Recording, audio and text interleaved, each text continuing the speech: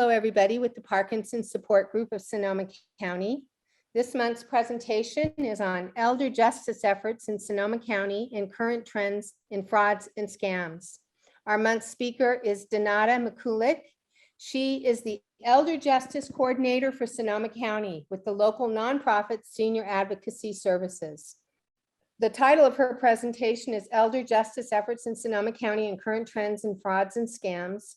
Since January 2017, Donata has worked with community partners to improve systems responding to elder abuse while increasing public awareness and promoting elder justice. This presentation discusses signs to watch out for with our neighbors and loved ones, as well as common frauds and scams that increasingly target older adults.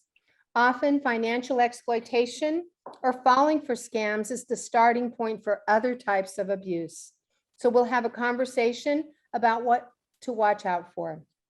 Donata Mikulik earned her bachelor's in anthropology from UC Berkeley and her master's in public administration from the University of San Francisco, and has spent over 15 years working in the nonprofit and public sector, promoting community engagement.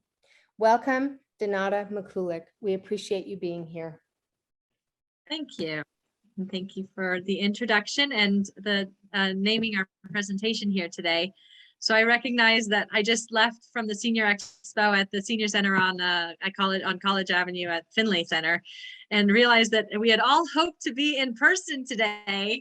So thank you for returning to Zoom and our small boxes. I'm just as comfortable giving this presentation now via Zoom. It's been more than 2 years at this point. And I'm happy to still carry on as if we were in real life. However, I recognize that with the recording, it makes sense to keep our questions to the end. So I'll keep an eye out for any questions that pop up in the chat, and I'm happy to field any comments as they come through, and I can address them even without you raising your hand or unmuting. So like Tess said, my first name is Donata, and I've worked for Senior Advocacy Services. I'm on my 6th year here doing this work as the Elder Justice Coordinator. But there's a lot of work happening in our community that's aimed at protecting seniors, to connecting community members to the services that are available, to really reaching out and talking with one another, because a lot of this message around frauds and scams and elder abuse specifically is that if we're all connected to one another and talking with one another, we're all a lot safer, and we have someone to bounce our thoughts off of, and that makes us less likely to fall for one of these scams.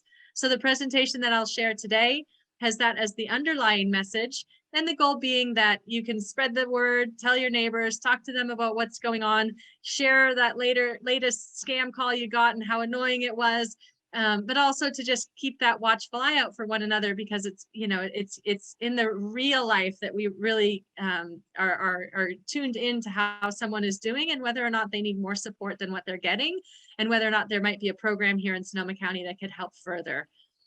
I do this presentation a lot with the district attorney's office because they have an elder protection unit, a team that specifically targets the crimes affecting elder adults and dependent adults in our county. I also have given this presentation with people in law enforcement, with our police departments, when I go to different communities,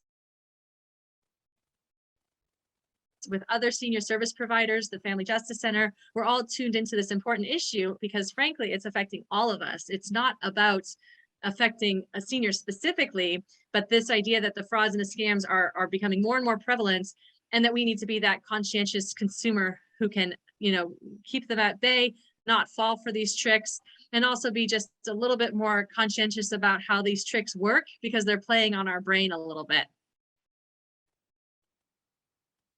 Trying to see how I can change slides. So because I work closely with our government entities that respond to elder abuse, you know, this work for elder justice is really around elder abuse prevention. And it's just a reminder, here in Sonoma County, elder abuse does take place. In 2021, there were 6,479 reports of elder and dependent adult abuse in our county. And we have responded to those with resources, with investigations. We do a lot of work behind the scenes to help keep people safe, because obviously this number is on the rise, and we're more concerned as a community to give people the support they need so that abuse doesn't take place. When I give this presentation with the district attorney's office, we talk about the cases that have been filed just in the time since I've been doing this work has been almost 2,000 cases of elder abuse. So those are cases that not only have been reports, but haven't been investigated by a police department and have been charges filed with the DA's office. And these cases are local cases with someone who has been a local perpetrator. So the person who did the crime is somebody known to that elder or dependent adult. And it involves basically these two areas where it's either physical harm, like direct physical abuse, or severe neglect, which has led to severe medical condition or even death. And that we've seen a lot around fraud and theft. And that direct theft, someone stealing property, putting their name on someone's house, getting somebody who's vulnerable to buy them a car, to open a credit card in their name, the direct financial exploitation of stealing all of someone's assets, whether it's a family member or a caregiver or someone who's just become close in someone's life. That's what we're seeing in the local sense. And those are the cases that do get prosecuted from the DA's office. So here's our first quiz, and I mentioned that we're not going to unmute ourselves for the presentation, but basically the false, but are local elder abuse cases perpetrated by family or someone trusted by the elder? Yes or no? True or no? True. Any thumbs up or thumbs down? Nods, yes. Yes, no, maybe so. Yes, so basically it is true. And what we're seeing locally, especially with cases that can be filed in our local court system, it involves someone who has a long-term and trusted relationship with that victim. And it could be someone that is a family member or a longtime companion of some kind, or it could be someone who has introduced themselves into a senior's life, and that can be challenging. So the meat of the matter that you're here today to talk about, I can imagine, are what are these scams? And really behind that, how do they work? Because many of these scams change daily. They get more sophisticated and trickier in how they try and rope you in, but they also are playing on certain parts of our brain that I would like you to think about and reflect on as we're talking today. So I realize because you're all muted, you don't get to go down the list because they are all important. And so I think that I'll just share some of the details of each of these scams. And if a burning question arises, we can address it at the end, or you can enter into the chat. But the common scams that we're still seeing daily, the grandparent scam involves someone on the phone calling, saying, "Grandma, Grandpa, I'm in trouble. Can you help me? Don't tell my parents." This grandparent scam basically plays on that. If you pick up the phone and someone says, "Grandma," or "Grandpa," you're going to think that that's your grandchild, and you're going to be worried and concerned for them because they don't call every day. So if you think about how that flips the normal "hello, who's this" to "oh, Johnny, is that you?" You can kind of see a flip switch in your brain if you can imagine answering a call like this. It goes from the "who is this and what do you want" to the "oh no, are you okay?" And that is a brain function that is common to all of these scams, that it gets your brain to kind of put that good judgment screen aside and to fall for, "oh, what's happening? Is everything okay?" And have a sense of concern or wanting to help or being concerned for the person who's calling. The grandparent scam has gotten more sophisticated over time. Now we've heard of calls that come from an attorney representing your grandson, Johnny Smith, and he's locked up in Mexico and never going to get out unless you pay us money. I've even heard a version, and forgive me, I do not know how it works, but apparently if your grandchild is on TikTok and somehow they know that Susie Smith is Jane Smith's granddaughter, they can take Susie Smith's TikTok voice snippets and turn them into a "grandma, I need help" message that's literally in your granddaughter's voice. So there's such sophistication around how the internet can get information about people, from people, the sound of their voice, what they look like, who they are, where you are, and put it into something that's believable in a scam. And for a long time, we all thought the bad grammar, the heavy accents, we weren't going to fall for that one. However, now it's gotten more sophisticated and technology is working against us in that area. So that's the grandparent scam. It is still happening. I love when I talk to people and they say, well, it's great because I'm not a grandparent, so I know they're crooks. It's easier for some and harder for others to be able to shield yourself from that initial flip switch of saying, oh no, is everything okay? And with the grandparent scam, with any of these, if you picked up the phone and called Johnny and called your grandchild, they'd probably pick up and say, hey, grandma, how you doing? And you'd probably find out pretty quickly that that was a foolish scam to even think that something was the matter. However, it flipped that switch in your brain and made it harder for you to make that decision in the moment. So hanging up is the best mechanism, and calling back the person that you think might be in trouble, or someone who would know whether or not Johnny's in Mexico, for example. With the lottery and the sweepstakes scam, we've had the Publishers Clearinghouse for my entire lifetime. And I think we could all laugh about Publishers Clearinghouse. However, now there's so many different versions of a lottery or a sweepstakes scam that reaches out and says, hey, you've won. You've won $4 million. All you have to do is send us a check for this amount and your winnings will be deposited in your bank account. Give us your bank account information and we'll deposit it. There's so many different ways to play on the idea that I won and that, yay, I got $4 million. You get so excited. And then all of a sudden you forget to not give your bank information over a phone call or over the internet. And that's still really common. I also see it with people with the idea that you could sell things online and something's such a good deal and then you want to buy it and you want it so bad because it's only this price, and you forget to pay attention to that good judgment part of your brain that's telling you, well, that's ridiculous. That's 1/10 of the price it should be, because you think you're going to get something for cheap or for free. And right, the usual equip that if it's too good to be true, it probably is. Also a basic concept with this idea. The romance scam can get a little scary because the idea that I've given this presentation before with local representatives from the FBI, and the FBI does a lot to try and cover all of this information on their federal website, fbi.gov. One of the things that you'll find if you look up the romance scam is they have videos of people who talk about their experience. So someone who had been a victim of a romance scam, a retired teacher, had her life savings, knew this scammer was going to call her every day at 10 a.m., but she liked talking to him. He made her feel good. So I know he's going to ask me for money, but he calls me every day at 10 a.m. We catch up. We talk about this. We talk about that. I know he's going to ask me for money. And he asks her for money and she gives him the money. And then she gives him more money and more money and more money.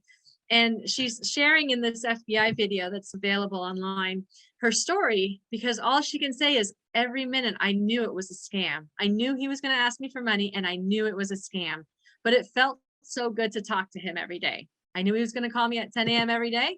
It felt really good. And I just wanted to give him money, even though I knew it was a scam. So this idea that our brains, right, something that feels good, that, is a connection, that you want to help somebody, all of that is clouding our brain, even though we know they're going to give our money away. So it's difficult to come to terms with, I think, at any age.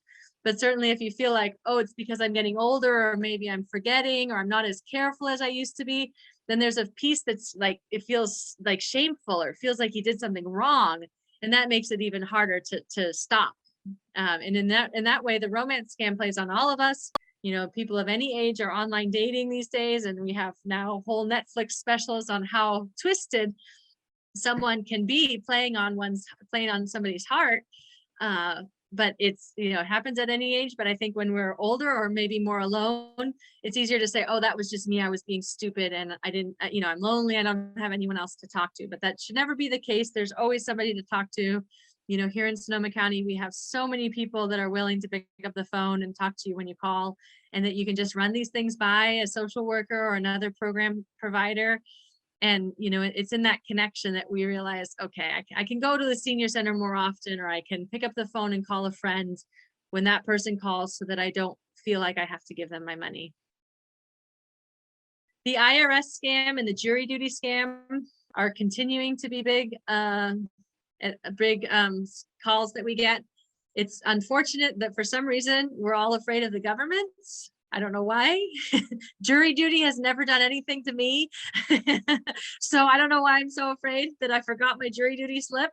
I have forgotten it for year after year. I didn't even see it sitting on the counter. Months later, I find the thing.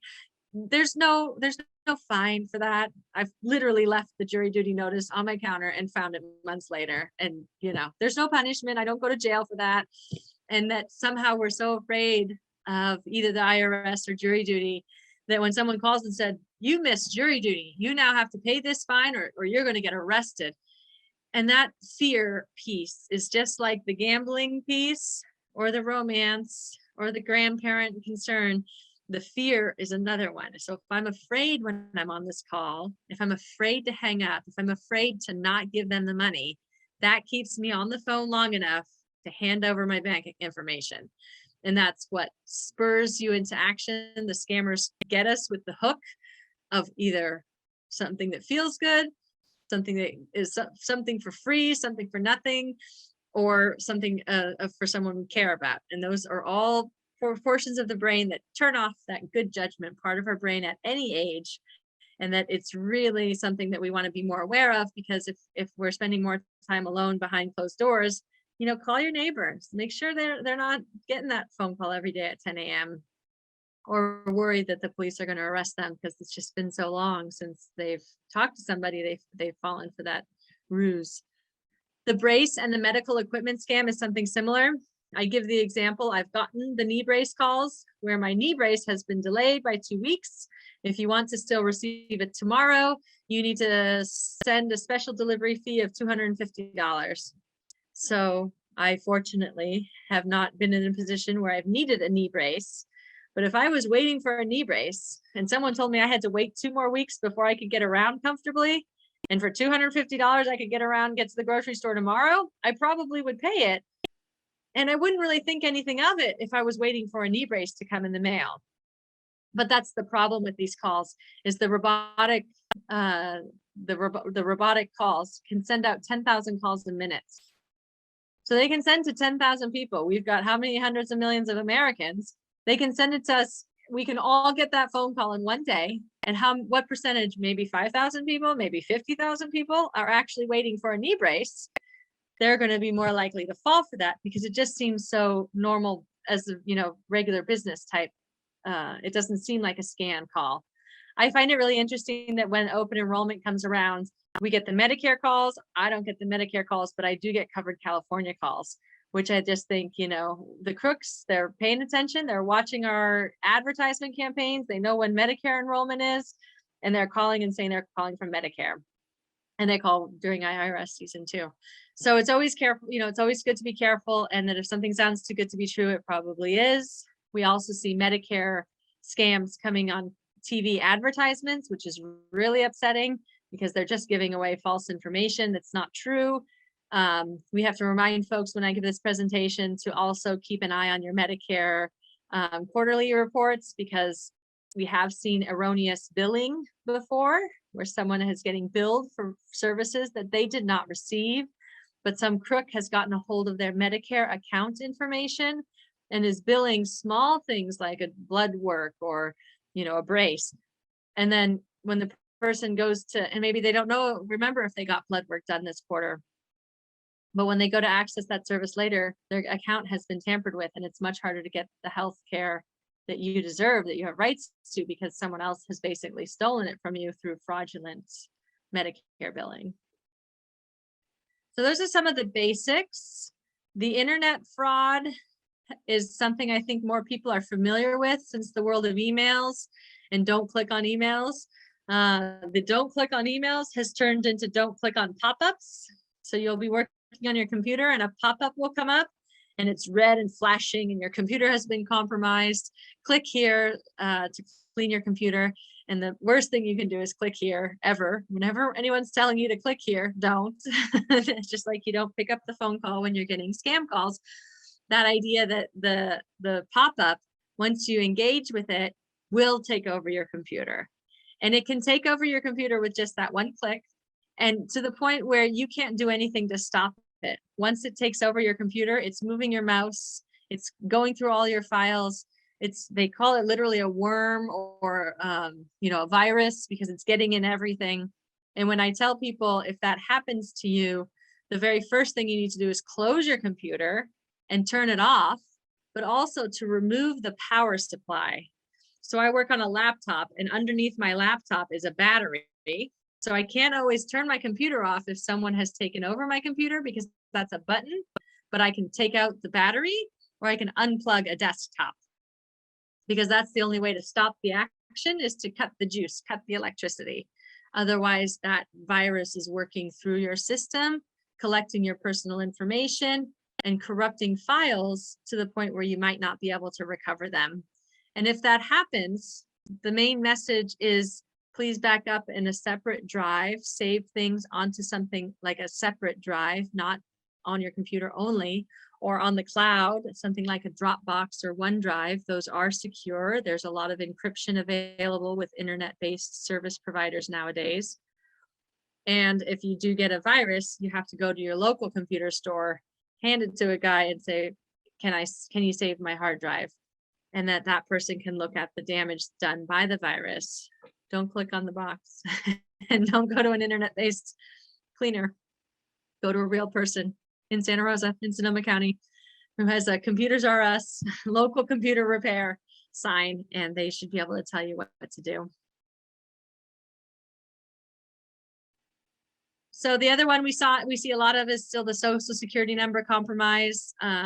1 year we had a news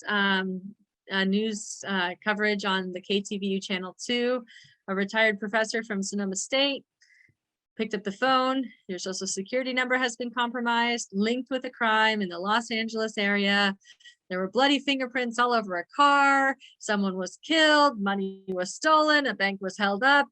There was a story. This gentleman stayed on the phone with this scammer for more than 24 hours and went store to store buying gift cards to give this person over the phone, but could not hang up the phone because he was so afraid that his Social Security number had been compromised.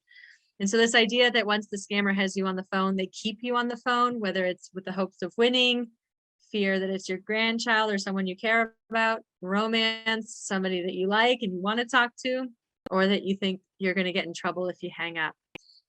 I've given this presentation before in Sebastopol, where we had a Sebastopol police officer said the same thing. She had a woman walk into the police department on the phone with gift cards in her hand saying, help me, I have bought these gift cards and the scammer's on the phone and I can't hang up. Please keep me from giving him all of my money.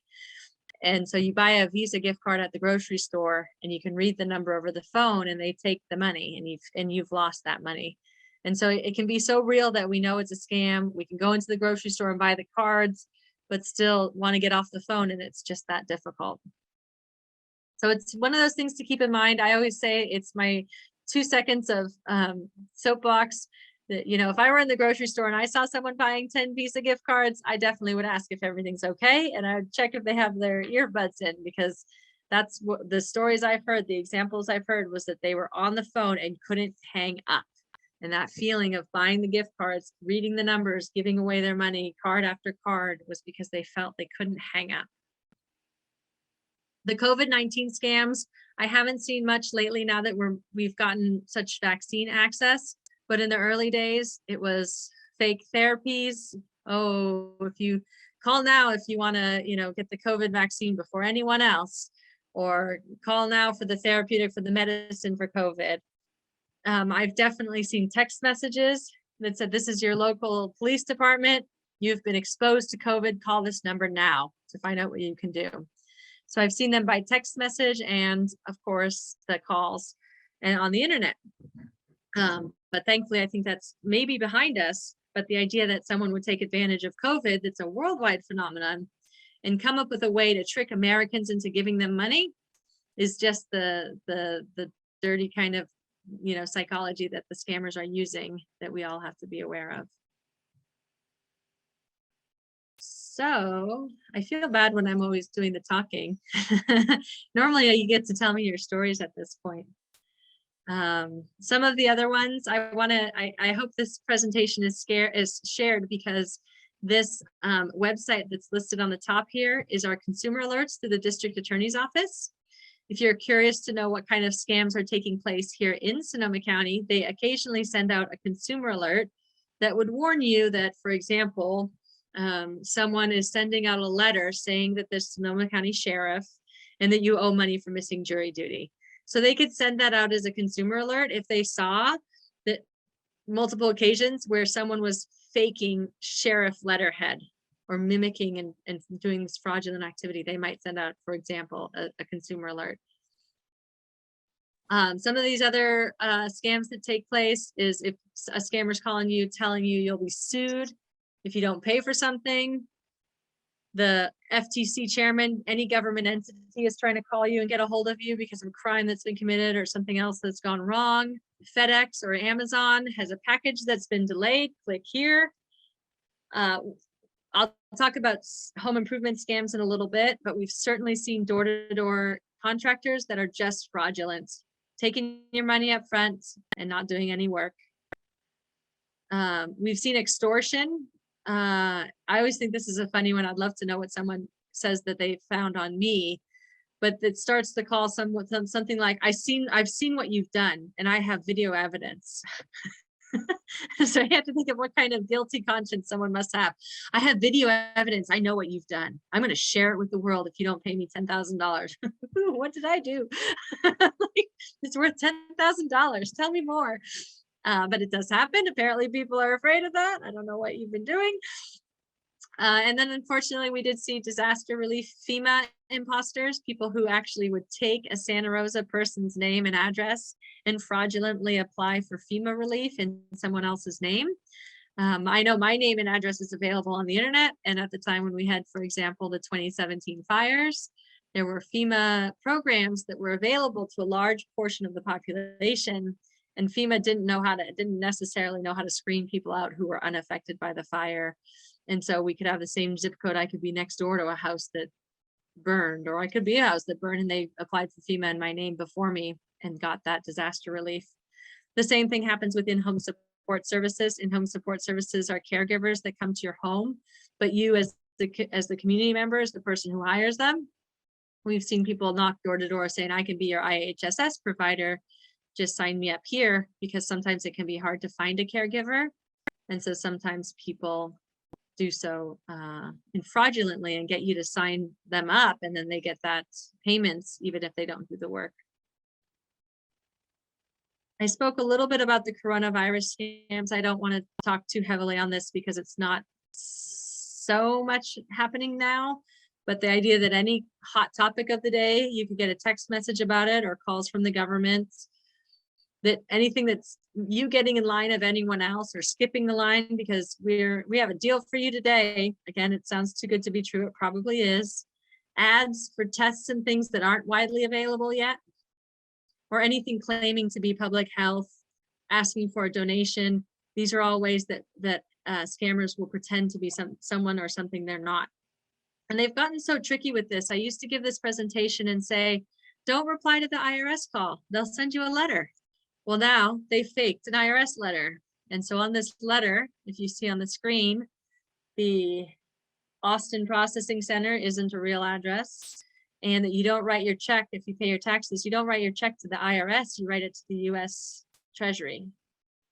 So that idea that I could open a bank account called IRS anywhere in the world, and you could send me a check and I can cash your check, and I could set up a fake PO box in Austin and make it look like the IRS is sending you a bill.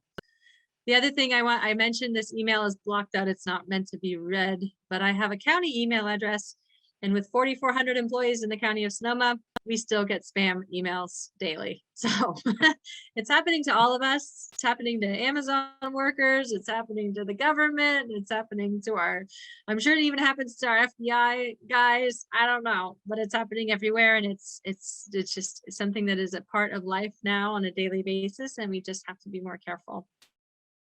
So the idea that this presentation is not designed to give you a bad day thinking about all these horrible things scammers are doing, but to give you a moment to reflect and think about, you know, that you can get a scam call, and we know when those are scam calls, but it could also be, you know, someone you've hired to help you out, might be doing something fraudulent, looking for an opportunity to take advantage. And so the best thing that we can do is to stay connected to one another, because when we're connected to a variety of people, that one person can't take advantage as easily, because I'm out doing other things, talking to other people.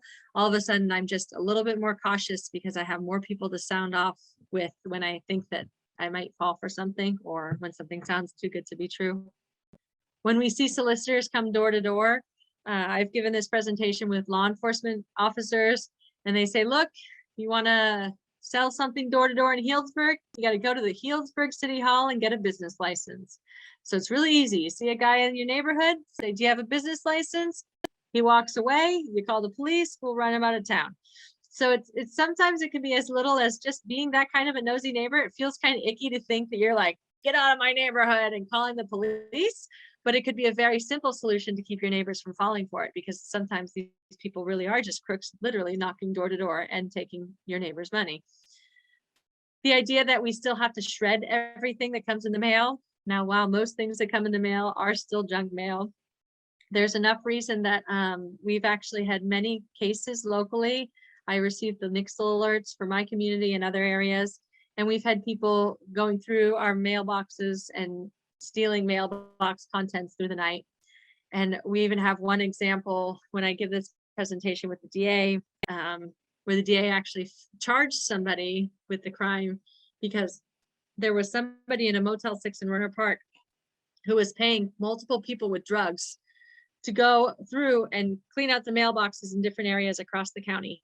And they found this person in a Motel 6 in a hotel room, and it was chocked full of other people's mail. And he was just, for a garbage bag, you get a certain amount of drugs. And they were getting bag after bag after bag of other people's mail. And that person was opening them and just entering the information into what's called the dark web, where they keep track of my name and address, and they verify, is it correct? Is this the phone number associated with this address? Is this the email? Is this the whatever information might be gleaned from a piece of mail?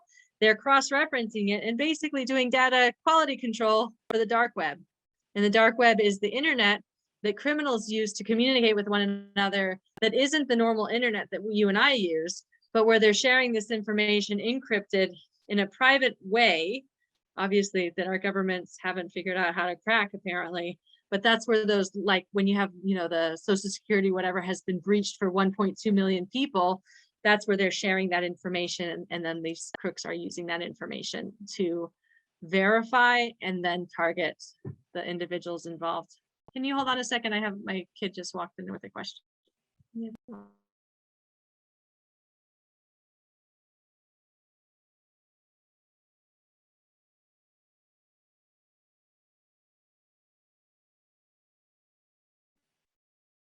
Pool time. Anyone want to go to the pool? Okay.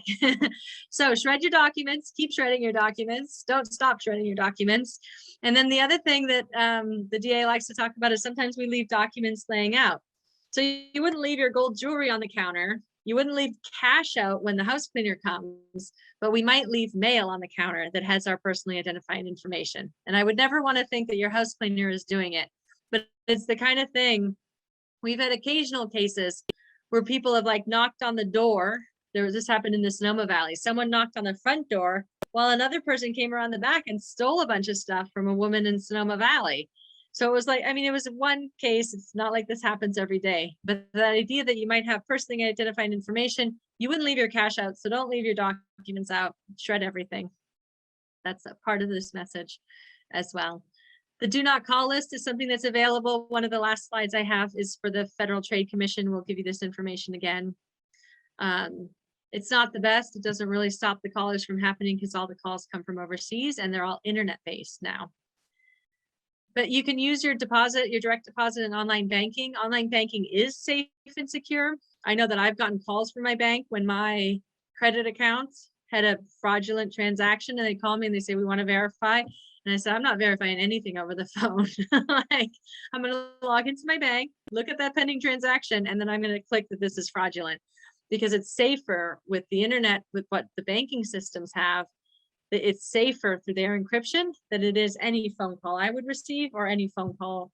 Unfortunately, so far I can make phone calls and that's still secure. Like that's not going to a mysterious number, but any number coming at me can look like Bank of America, but it's not Bank of America, or it might not be. Anything coming to me can look like a number that isn't the right number. It can be masked. And I think you all probably know not to give information over the phone, but the basic idea is that instead of giving information over the phone for a call you receive, to only give information or reach out directly yourself. So only give information out when you've made that call, when you started that call, when you're calling, asking for more information or to verify an account. This is the Federal Trade Commission website. You can see the website address at the bottom, ftc.gov. And on this page, you'll see that you have the opportunity to file a consumer complaint. So if there's a real American business that is doing something fraudulent, you can file whether or not you think their business practices are crooked. You can report identity theft if you believe that someone has opened a credit account, for example, in your name, and it wasn't you. You can find that out by getting your free credit report. Since COVID, the federal government has changed that we used to only be able to get free credit reports once a year from each of the credit bureaus. Now we can get them weekly. So you can be checking for identity theft on a weekly basis, and you can talk to your bank about how to do so. Here's that link for registering for the do not call list, where you would enter the phone number that you would like not to receive phone calls at. However, it doesn't protect against calls that come from overseas. And they too have a federal consumer alert that would talk about many of these scams that might be helpful to you. There are screen features for calls, but this changes so much that I wouldn't recommend any one particular app. But there are apps that claim to block robocalls. I don't have one to recommend, but you can always ask your cell phone provider if that's something that you have available to you. The Medicare scams I mentioned a little bit earlier, but I want you to know that if you do notice something fraudulent on your Medicare account, you should certainly reach out to the Senior Medicare Patrol or use this 800 number. And I hope that Paula or Tesh, you can make this available to everyone for these phone numbers. But you can report Medicare fraud. There's a number you can call, and you would want to clear that up right away, because otherwise it gets stuck on your Medicare account and that will affect your future benefits, which is not good. And if you think this has happened to you or somebody you know, the biggest first step is for anyone to just talk to someone. Talk to somebody about what happened. What do you think happened? What do you think might be the result if you did give away sensitive information, or you did give away your money? Now what? Well, can I file a police report? Can I report this to the FBI? Can I report this to some kind of, consumer bureau that would regulate this industry? There is somebody somewhere you can report it to if you have fallen victim and given money away. However, the chances of getting your money back are they're basically zero. So sometimes we have to file a police report just to take action with our banks or our credit companies. But you would need to know that depending on what happened. But if you talk to somebody, you can brainstorm a path moving forward. There are plenty of resources. Our state has a whole financial exploitation bureau now that gives you the step-by-step process. If you've been a victim of identity theft, what do you need to do? Where do you need to safeguard if that has happened to you? That you want to shut down your accounts right away and tell your bank, literally walk into your bank and say, stop everything. I've been a victim of identity theft. Tell me what I need to do. And there are a lot of people, like in financial institutions, that will tell you how to proceed depending on what took place. It does differ depending on the level of fraud. You can file a police report. If you aren't having much luck, there are 2 phone numbers on this screen. You can call our local legal aid program it's Legal Aid of Sonoma County.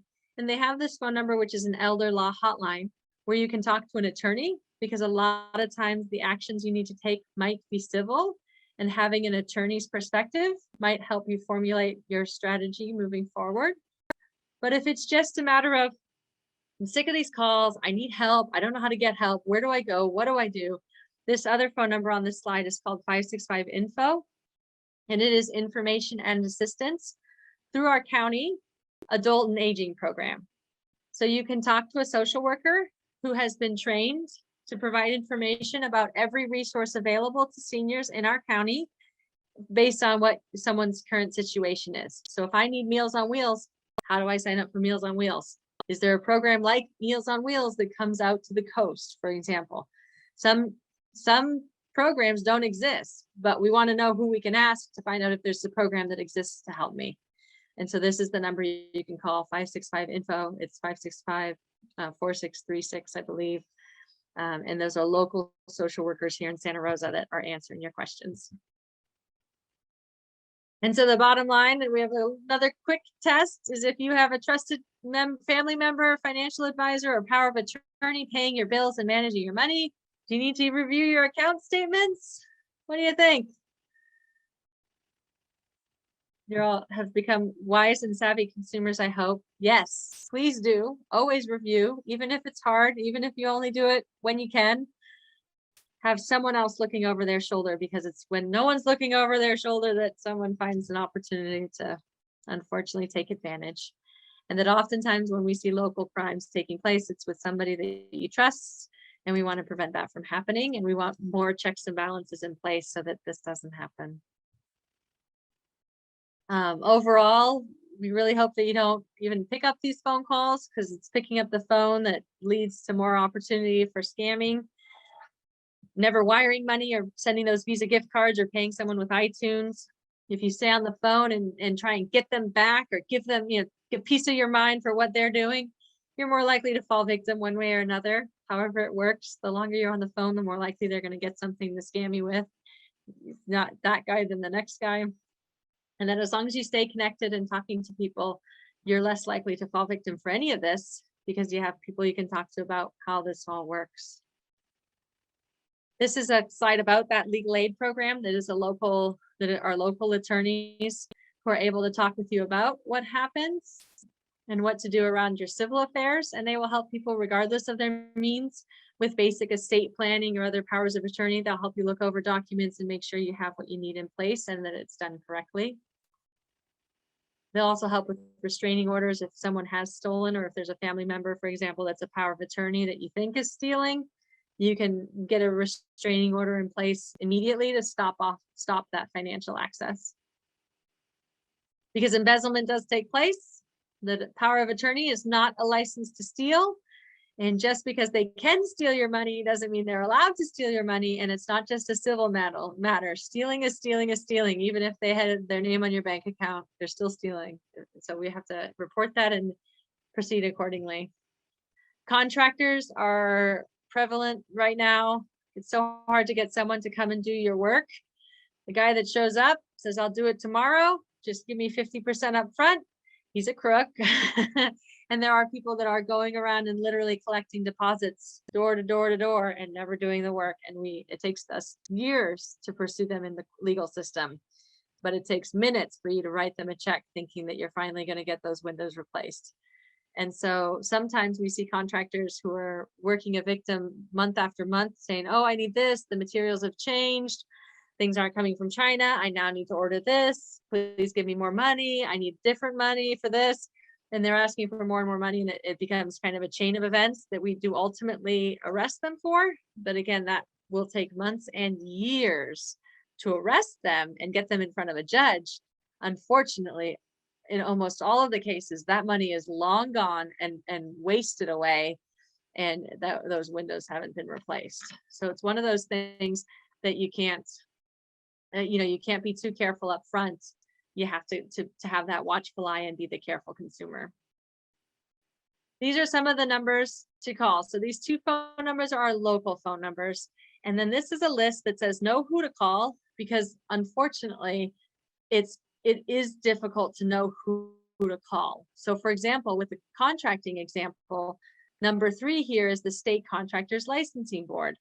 Well, if I'm hiring a contractor and they're a crook, the first place I need to go is the State Contractors Licensing Board. Now, everyone might not know that. And so these are the numbers that you can call initially so that you know who to pursue for recourse with that specific example. And so I know that that puts the burden on the person who has kind of been victimized, and that's awful. But at the same time, these two phone numbers are people who will pick up the phone. You tell them what happened. They can tell you what you can do. A lot of times when the money is gone, it's gone. But at least, for example, with a contracting license, that person will never be a contractor again, and their name will be flagged. Even if they did spend all the money you gave them, hopefully they're not going to go around your neighborhood and collect any more money in the name of fixing windows. This also has the information about the FBI. IC3.gov is the website to report crimes that have taken place on the internet. So if, for example, you have lost money through an internet scam, you can report it. But again, the FBI, they've literally told us at this point, for anything less than $1 million, they don't even look at it, because so many crimes are taking place where people are giving away millions of dollars, and that money is poof, disappearing overseas in a way that they are trying to catch up to how to trace that and how to stop it. And it's so big at this point that your $500 is not even a drop in that bucket. If this is a fascinating issue for you to learn more about, number 5 is the AARP Fraud Watch. They actually have a blog on the web. You can just Google AARP Fraud Watch and a map pops up. And in each part of our country, you can see people entering in examples of their own experiences with these frauds and scams. And they're telling their story, and you're talking to people. You can kind of interact, share details. It can be an interesting way to learn more in kind of a social context that's also safe, because it's through the AARP network. It's not anything that costs any money, but it's a helpful tool to look up, oh, what's that? What is it? Okay, so like Charities for Ukraine, right? So has anybody been scammed by a charity for Ukraine? How do I know I'm finding the right charity to help Ukraine? Like, those are the things you can talk to other people about, and that we can say, oh, that charity, that one was a scammer. They didn't do anything. They never even answered my email, and I sent them $50. Or you could just kind of compare notes with other Americans who are experiencing the same thing. Senior Medicare Patrol was on an earlier slide.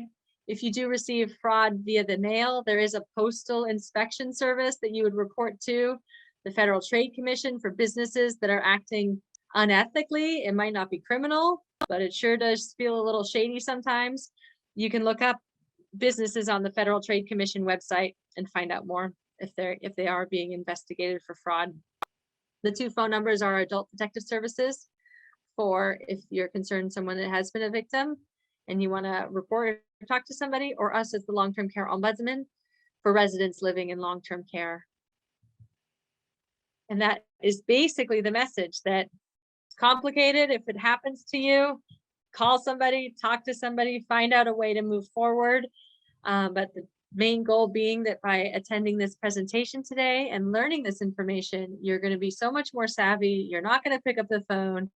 If you do pick up the phone, you're going to hang up. You're going to tell your friends, and you can talk with your friends about how ridiculous these scams are becoming, but don't talk to the scammer about it. Because it really is something that we want to stop.